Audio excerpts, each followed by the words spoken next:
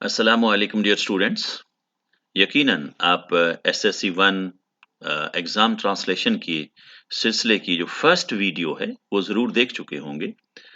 अगर नहीं देखी तो मेरी गुजारिश होगी कि वो ज़रूर देख लीजिए, वरना मैं कोशिश करता हूँ कि वही बातें मैक्सिमम रिपीट कर दूँ।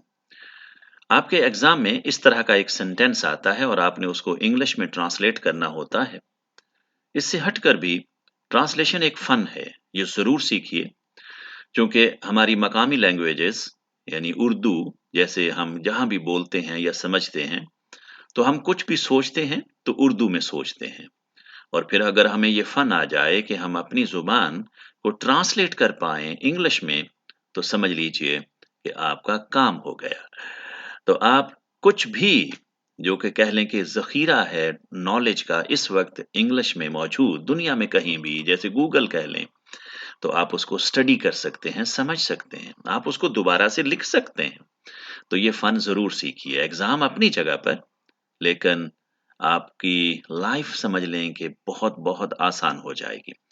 तो चलते हैं वो 4 स्टेप्स की जानिब। तो 4 स्टेप्स बार-बार यही आएँगे, बार-बार यही आएँगे। सबसे पहले जो भी उर्दू सेंटेंस आपको दे रखा होगा, आप उसमें से वर्ब को अंडरलाइन करेंगे, पहला काम। फिर हम क्या करेंगे वर्ब की मदद से सब्जेक्ट तलाश करेंगे और अगर हमें सब्जेक्ट नहीं मिलता तो फिर हम ऑब्जेक्ट को तलाश करेंगे। So simple. और फिर हम इसी वर्ब की फॉर्म्स को समझेंगे, हमारा तीसरा स्टेप। और फिर हम ये जो सेंटेंस हमें दे रखा होगा उर्दू का, हम उसका एक तरतीब बनाएंगे, ऑर्डर बनाएंगे।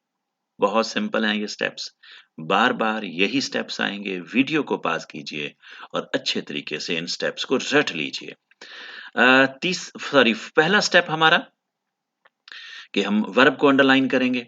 तो बहुत आसान, कोई भी सादा उर्दू जुमला जो आपको दे रखा होता है वर्ब उसके आखिर में होता है। फिर देख लीजिएगा आखिर में होता है, तो आपको सेकंड भी नहीं लगेगा कि आप जुमले के एंड पे जाइए। इकट्ठे कर रहे थे, इकट्ठे करना ये क्या है? एक काम है, एक एक्शन है, एक वर्ब है। और उर्दू या अरेबिक में हम इसको फेल भी कहते हैं। मैं इन लफ्ज़ों को फिर रिपीट कर देता हूँ कि ये क्या है? इकट्ठे करना, ये एक काम है, एक एक्शन है, एक वर्ब है और उर्दू या अरेबिक में हम इसको फ़ेल भी कहते हैं। तो दूसरा स्टेप हमारा क्या है? वर्ब की मदद से सब्जेक्ट को तलाश करना। ये देख लीजिएगा सब्जेक्ट को तलाश करना। तो हम वर्ब से सवाल करते हैं कि कौन इकट्ठे कर रहे थे? क्योंकि ये वर्ब है हमारा। कौन इकट्ठे कर रहे थे? तो हमें जवाब मिलता है कुछ बच्चे इस जुमले में। सब्जेक्ट भी मिल गया। और अगर हमें ये सब्जेक्ट ना मिलता तो फिर हम ढूंढते ऑब्जेक्ट। सब्जेक्ट तलाश करने के लिए हमारे दो सवाल होते हैं, कौन या किसने। और ऑब्जेक्ट तलाश करने के लिए हमारे सवाल होते हैं क्या या किसे। मैंने इसलिए ये दोहरा दिया। आप वीडियो को पॉज करके इस पूरी बात को बार बार देख लीजिएगा। फिर मैंने यहाँ पर एहतियातन आप बच्चों को एक ऑर्डर ऑफ सेंटेंस लिख दिया है कि सबसे पहले हम सब्जेक्ट की इंग्लिश बनाएंगे, फिर हम वर्ब की इंग्लिश बनाएंगे और वर्ब जो 4 फॉर्म्स दे रखी होती हैं, उनमें से किसी एक का इस्तेमाल करेंगे। और उसके बाद जो बच गया, यानी ये लफ्ज़ भी इस्तेमाल हो गए, ये लफ्ज़ भी इस्तेमाल हो गए और बच गए सूखे पत्ते। इसे हम कहेंगे जो बच गया। याद रखिएगा, कोई भी सेंटेंस जब सब्जेक्ट उसके स्टार्ट में होगा, सब्जेक्ट स्टार्ट में होगा, तो वो एक्टिव वॉइस का कहलाएगा। चलते हैं हम अपने तीसरे स्टेप की जानिब, जो भी बहुत आसान है। चूंकि रहा रही रहे मौजूद है हमारे वर्ब में, ठीक है, और सब्जेक्ट हमारे स्टार्ट में है, तो हम इन 3 कॉलम्स पे ध्यान देंगे। और अगर ऑब्जेक्ट शुरू में होता तो इन 4 कॉलम्स को हम देखते। यही चार्ट बार बार इस्तेमाल होगा, हर ट्रांसलेशन के हर फन में इस्तेमाल होगा।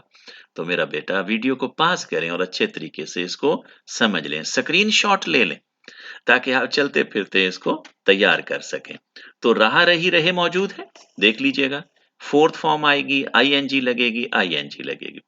जब आईएनजी लगेगी तो इन 7 हेल्पिंग वर्ब में से कोई एक हेल्पिंग वर्ब जरूर आएगा। तो चूंकि था, थे, थी मौजूद है, देख लीजिएगा था, थे, थी मौजूद है, तो वाज या वर में से कोई लग जाएगा। कितना आसान है।